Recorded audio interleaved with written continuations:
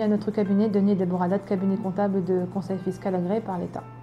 Aujourd'hui, j'ai souhaité vous parler d'un sujet qui intéresse de nombreux OLIM de France et du Canada en particulier. C'est la création d'une société. À quoi ça correspond? À quoi correspond une société en Israël? Quel est son statut et qui s'occupe de ça? Alors tout simplement, une société, c'est une personne morale inscrite au registre des sociétés, au tribunal de commerce de Jérusalem, qui s'occupe de ces formalités. C'est l'avocat notaire qui s'occupe de ces formalités.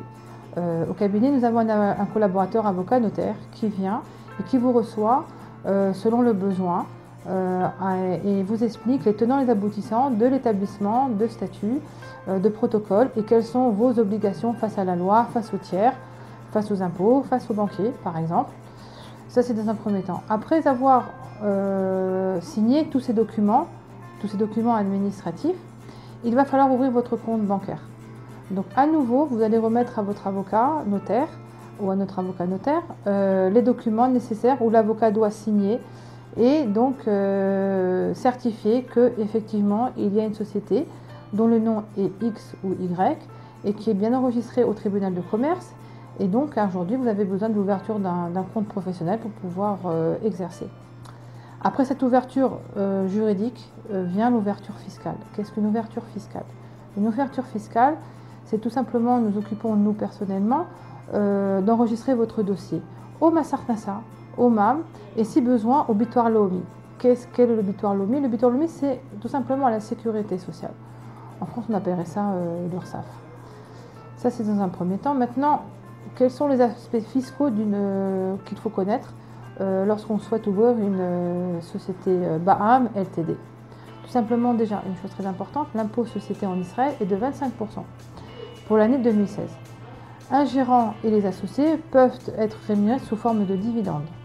Quel est le taux d'imposition des dividendes? Il est de 30%. 30% si l'on possède des parts sociales pour plus de 10% du capital. Ensuite vient la rémunération du gérant. Alors sachez que cette rémunération du gérant, donc on a vu qu'elle peut être à travers le paiement des dividendes, mais sachez aussi qu'il est possible de recevoir une fiche de paye chaque mois, même si par exemple vous êtes un gérant majoritaire, chose en France, chose qui est impossible. Donc en tant que gérant majoritaire ou même gérant unipersonnel, vous avez la possibilité de recevoir une fiche de paye, le fruit de votre travail et de votre gestion au sein de l'entreprise. Je vous invite dès à présent à nous poser vos questions, soit sur notre